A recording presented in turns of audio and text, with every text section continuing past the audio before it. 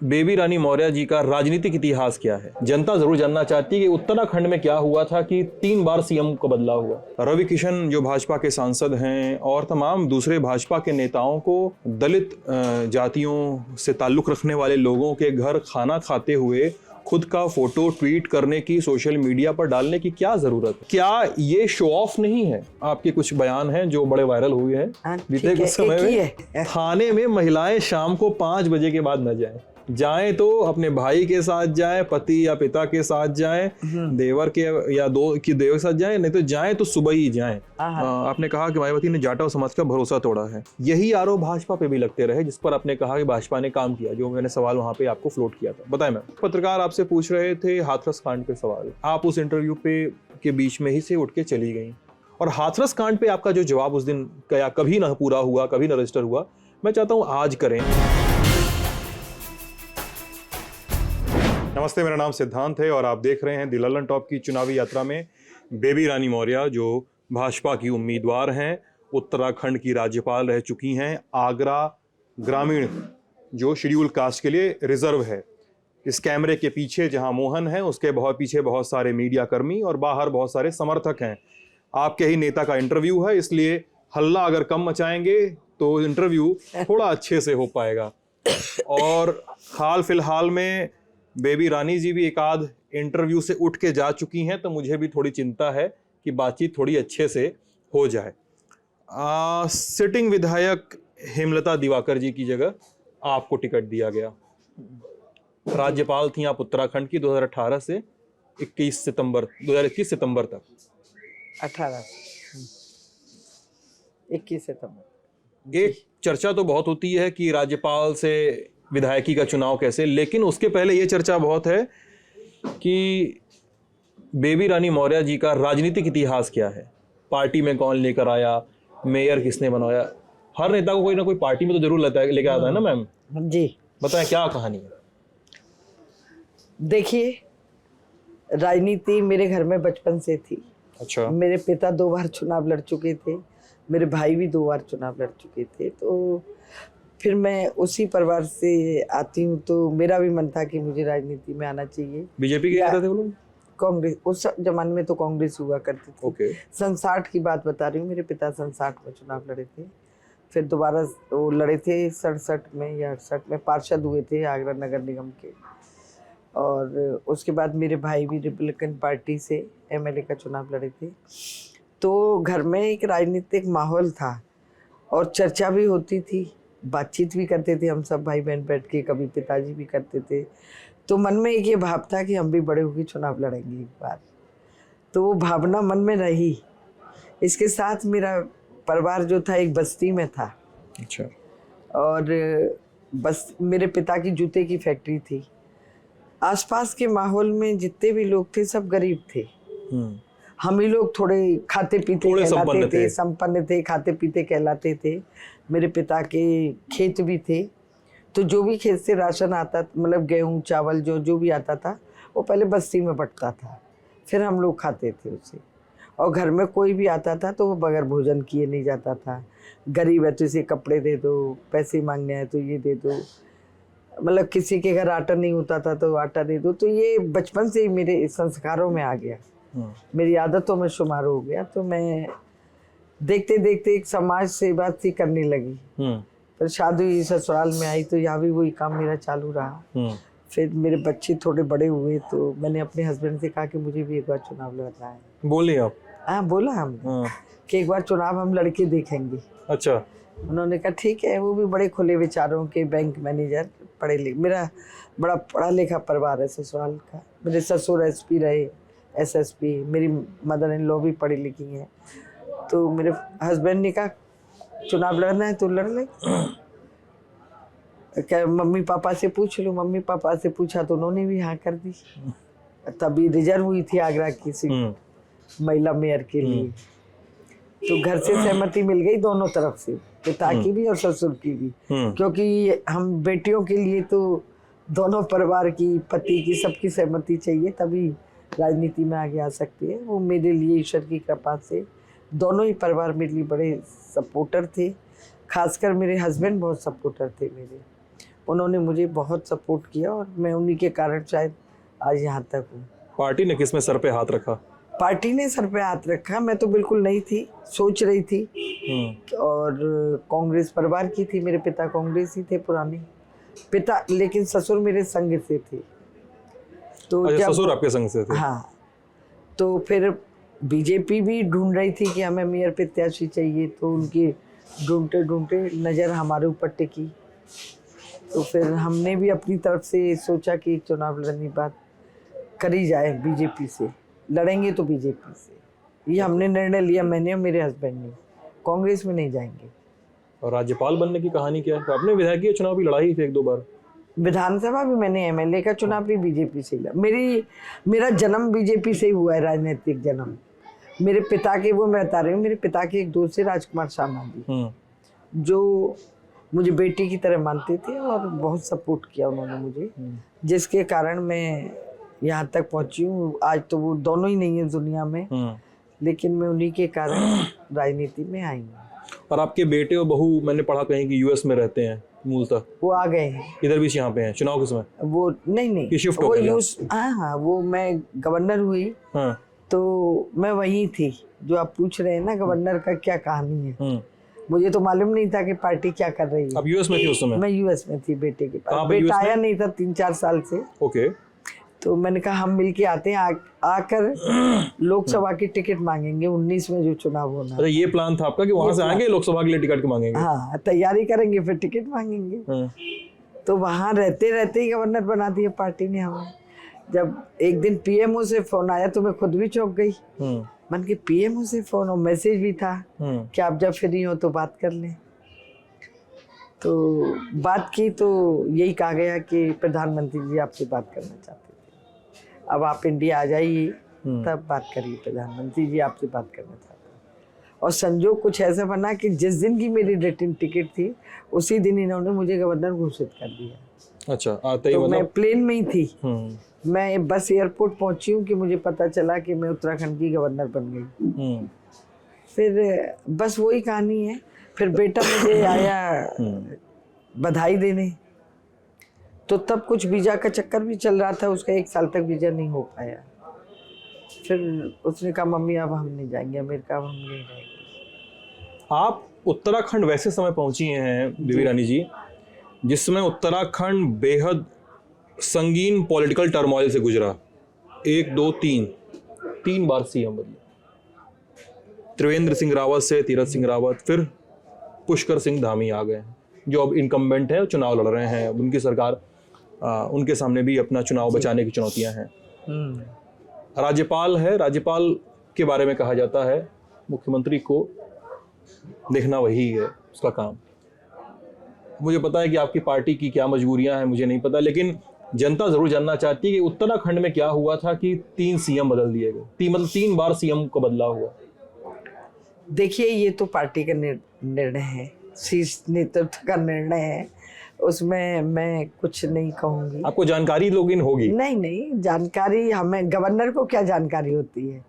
ये तो मैं जब तो बीजेपी में नहीं थी, बीजेपी मुझे छोड़नी पड़ी थी, रिजाइन करनी पड़ी थी, तब मैं गवर्नर बनी। तो मेरा बहुत ज़्यादा हस्तक्षेप नहीं रहता था किसी बातों में। मेरे पास तो जो फाइलें ऑफिशियली आती थी वही साइन करनी। ज़्यादा कोई से नहीं होता था आपका? नहीं, उनकी सरकार में हमारा, बंगाल में जगदीप धनखड़ जी तो एकदम भयानक लोहा लिए हुए हैं। अरे तो अब वो लोहा लिए हुए तो लिए हुए हैं, इस तरह की खबरें चलती हैं उनके बारे में। चलिए जी, बताओ, राज्यपाल काम धाम की दिनचर्या क्या होती थी? अब क्योंकि अब विधानसभा का चुनाव लड़ रही हैं आप, तो ये बड़ा सवाल है कि अब दिनचर्या क्षेत्र में गुजर रही है, जनसंपर्क करना है, डोर टू डोर कैंपेन है, तमाम चीज़ें हैं। उस समय देखिए, ये तो मेरा पैशन है। मैंने आपको बताया बचपन से मुझे शौक था समाज सेवा करने का, राजनीति में आने का। तो आज मुझे बहुत मतलब कठिनाई नहीं हो रही, लेकिन मैं गवर्नर थी तो वो बिल्कुल अलग तरह का काम था वहाँ। मैं कभी सोच नहीं सकती थी कि गवर्नर बनने के बाद मतलब इंसान को एकदम यहाँ से यहाँ ले आया जाता है। इतना प्रोटोकॉल, इतने लोगों से मिलना जुलना, रोज डॉक्टर आपका चेकअप करने आएगा, रोज ये सब भी होता था। ये सब भी होता था, और कोई बगैर इजाज़त की मिल नहीं सकता। 3 बार उसकी सिक्योरिटी चेक होती थी। तो वो तो एक बड़ा हाई प्रोफाइल। और ये भी बड़ी बात होती है, आगरा में मैं तो घूम रहा हूँ, घूमने के बाद आपसे मिला हूँ, ये बड़ी चर्चा होती है कि आप चाहती थी कि आगरा में विधानसभा की सीट से आपके बेटे चुनाव लड़े। ये आपकी कहीं ना कहीं इच्छा थी, कहीं ना कहीं पार्टी में बात भी पहुंची थी कि आप अपने बेटे को चुनाव लड़वाना चाहती थी शायद, और पार्टी ने बोला कि नहीं आप ही लड़िए। इस बात में कितनी सच्चाई है? देखिए, अगर कोई राजनीतिक क्षेत्र में उसका परिवार हो तो बच्चों में ये बात आती है। मेरे अंदर आई जब मेरे पिता ने लड़ा तो, कि मैं चुनाव लड़ूंगी। बेटे की इच्छा थी, लेकिन मैंने तो उसे साफ कहा था कि हम तुम्हारे लिए नहीं कहेंगे, तुम अपनी तैयारी करो, पार्टी को अगर लगेगा तो तुम्हें लड़ाएगी, नहीं तो समाज सेवा करो, नहीं तो पार्टी की सेवा करो। और ये बात मैंने आगरा में सभी से कहा था कि मैं अपने बेटे के लिए नहीं कहूँगी, और मुझे अंदाज भी नहीं था कि पार्टी मुझे चुनाव लड़ाएगी। मुझे तो बिल्कुल लास्ट मोमेंट पे कहा गया कि आपको चुनाव लड़ना है। चलिए, कुछ सवाल हैं आपके कैंपेन से और आपके काम धाम से जुड़े हुए, मैं उन पे पूछता हूँ। आपके नाम में कई पोस्टरों पे मैंने देखा, कई खबरें पढ़ी हैं, और मतलब नेट पे तो आसानी से उपलब्ध भी है जी। बेबी रानी मौर्य कोट अनकोट जाटव लिखा होता है, और ये हाल फिलहाल का डेवलपमेंट है, क्योंकि पहले के आपके सोशल मीडिया हैंडल्स पे भी मैंने ये खबर बीबीसी पे भी पढ़ी कि आप नाम में, सरनेम में जाटव नहीं लिखती थी, या उपनाम में जाटव नहीं लिखती थी। कोई पॉलिटिकल मसल फ्लेक्सिंग हो रही है यहाँ पे? किसी खास जाति को साधने की कोशिश है उपनाम की कोशिश से? नहीं, ऐसा नहीं है। देखिए, मैं ब्रज की लड़की कहिए, ब्रज की बहू कहिए, यहाँ जाटव मौर्य लिखते हैं, पुष्कर लिखते हैं, मौर्य लिखते हैं, या और कोई सरनेम लगाते हैं। मेरे ससुराल में मौर्य लिखते थे मेरे ससुर, तो मैंने भी नाम के आगे लगाया। तो यहाँ सब जानते थे कि मैं जाटव हूँ। लेकिन जब पार्टी ने मुझे राष्ट्रीय उपाध्यक्ष बनाया, मुझे पूरे उत्तर प्रदेश का दौरा करना था, तो पूर्वांचल के लोग मुझे वो मानते थे, वीसी में लेते थे, जैसे कि बैकवर्ड कास्ट में, पिछड़ी जातियों में लेते थे। हाँ, वहाँ पे मौर्य पिछड़ी जातियों के लोग लगाते हैं। तो जब मैं जिस जाति से आती हूँ तो उसकी पहचान तो होनी चाहिए, इसीलिए मैंने जाटव लिखा। तो अपनी जाति का इसरार किया आपने जाटव लिखते हुए। क्यों नहीं? और आप इंटरव्यूज में भी दलित समाज की बेटी कई बार टेक लेकर बोलती हैं। मैंने अपने आपके 8-10 इंटरव्यू देखे, उसमें आप कई बार। मैं देखिए, दलित समाज की बेटी तो इसलिए बोलती हूँ कि भारतीय जनता पार्टी को सब बनिया ब्राह्मणों की पार्टी कहते हैं। एक दलित की बेटी को, मैं यही बोलती हूँ कि एक दलित की बेटी को उन्होंने फर्श से उठा के अर्श पर बिठा दिया है। मैं मेयर बनाई, मैंने एमएलए का चुनाव लड़ा, मैं राष्ट्रीय महिला आयोग की सदस्य रही, मैंने जो अभी वर्तमान मेरे राष्ट्रपति हैं उनके साथ मैं कोषाध्यक्ष थी, फिर मुझे गवर्नर बनाया, फिर मैं राष्ट्रीय उपाध्यक्ष बनाई हूँ। तो ये भारतीय जनता पार्टी की हिम्मत है जो किसी दलित को इतने ऊपर तक लेके आती है। भाजपा दलित लोगों को ऊपर लेकर आई है, आप कह रही हैं। और फिर मेरा यहीं पे मुझे बार बार ये लगता है कि ऐसे मौक़ों पर रवि किशन जो भाजपा के सांसद हैं और तमाम दूसरे भाजपा के नेताओं को दलित जातियों से ताल्लुक़ रखने वाले लोगों के घर खाना खाते हुए खुद का फोटो ट्वीट करने की, सोशल मीडिया पर डालने की क्या ज़रूरत है?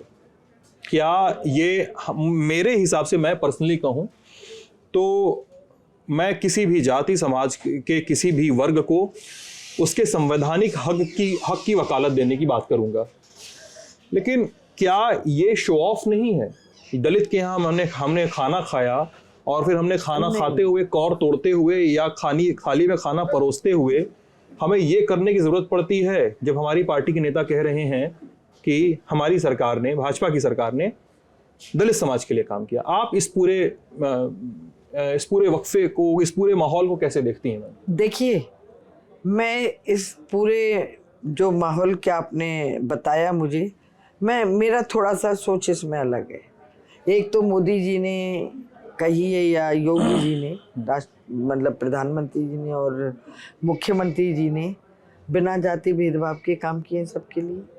जितनी भी योजनाएं चली हैं उसमें दलित नहीं देखा, सवर्ण नहीं देखा, मुस्लिम नहीं देखा, कोई अन्य वर्ग को जो भी है नहीं देखे। शौचालय सबके लिए बने, प्रधानमंत्री आवास योजना में सबको घर मिले, राशन सबके घर मिल रहा है, और जो धन योजना है वो गरीबों तक पहुंची है। तो मतलब एक जो दलित समाज में उसे छुआछूत कहिए या उन्हें बहुत नीचे तबके का मानते थे लोग, तो बीजेपी उसे ख़त्म करने की कोशिश कर रही है। उन्हें ये समझाना चाह रही है कि आप हमारे समकक्ष हैं, हम आपके साथ भोजन कर सकते हैं, हम आपके साथ रह सकते हैं, आप हमसे क्यों मतलब डरे हुए हो या दूर हो, हम आपको अपने बराबर लाना चाहते हैं। मैं पंडित दीनदयाल उपाध्याय जी का एक स्लोगन मैं इसीलिए मेंशन करती हूँ कि जो बाबा भीमराव अंबेडकर चाहते थे वो पंडित दीनदयाल उपाध्याय भी चाहते थे कि जो पंक्ति में बिल्कुल पीछे बैठा है उसे आगे लाओ, या जो बिल्कुल गड्ढे में गिरा हुआ है कुछ हम हाथ नीचे करें कुछ वो हाथ ऊपर उठाए, उसको बराबर लाने की कोशिश। मैं तो इसको इसी लिहाज से देखती हूँ कि उन्हें बराबर लाने की कोशिश की जाए। उनका जो भय है, उनका जो डर है, उसे निकाला जा रहा है। अगर मेरा सीएम भी भोजन कर रहा है तो वो ये सोचेगा अरे ये तो बड़े अच्छे हैं, ये तो हमारे संग रोटी भी खा लेते हैं, तो अब काहे का भेदभाव रहा। खासकर धार्मिक चेतना की बात की जाए तो मैंने तो अंबेडकर को भी पढ़ा है, दीनदयाल उपाध्याय जी को भी पढ़ा है, दोनों को पढ़ा है मैंने। तो धार्मिक चेतना की बात की जाए तो न्यू बुद्धिज्म अंबेडकर लेकर आते हैं और तमाम दलितों के साथ वो एक मास कन्वर्जन का जो एक इवेंट होता है, तो वो चीज़ें तो है ही हैं जो शायद दीनदयाल उपाध्याय जी के यहाँ वो नहीं है। आप जी इसकी बात कर रही हैं, मैं इस बात से थोड़ा सा मुझे लगता है कि मैं अगर कोई बात नहीं, वो जरूरी नहीं है कि दोनों के विचार एक जैसे हों। इसमें दो तीन चीजें और हैं मैम। अब आपके कुछ बयान हैं जो बड़े वायरल हुए हैं बीते कुछ समय में। एक ही है, हाँ कुछ नहीं है, एक ही है। एक ही है क्या है वो बयान, आप ही बता दीजिए। आप ही बताइए ना, मुझे तो पता ही है। थाने में महिलाएं शाम को 5 बजे के बाद न जाएं तो अपने भाई के साथ जाएं, पति या पिता के साथ जाएं, देवर के या दो की देवर के साथ जाएं, नहीं तो जाएं तो सुबह ही जाएं। नहीं तो इसमें देखिए आप वाल्मीकि समाज के बीच एक छोटी सी सभा को संबोधित कर रही थी, ठीक है, उसका है वो वीडियो। नहीं मैं आपकी बात से सहमत हूँ, लेकिन मेरे बयान को बड़ा तोड़ मरोड़ के पेश किया। के नाम से एक महिला अधिकारी, एक सब इंस्पेक्टर वहाँ बैठती है, लेकिन एक बात मैं जरूर कहूंगी, 5 बजे के बाद, अंधेरा होने के बाद कभी थाने मत जाना। फिर अगले दिन सुबह जाना, जाओ तो अपने घर से किसी भाई को, अपने पति को या अपने पिता को साथ लेके जाना अगर जरूरी हो तो। लेकिन महिलाओं के लिए ये काम हुआ है। देखिए, मैं राष्ट्रीय महिला आयोग की सदस्य भी रही थी। हम महिलाओं को, बहनों को यही समझाना चाहते थे वो सुरक्षित रहें। सुरक्षित आज भी हैं, लेकिन उसके बाद भी घटनाएं हो जाती हैं।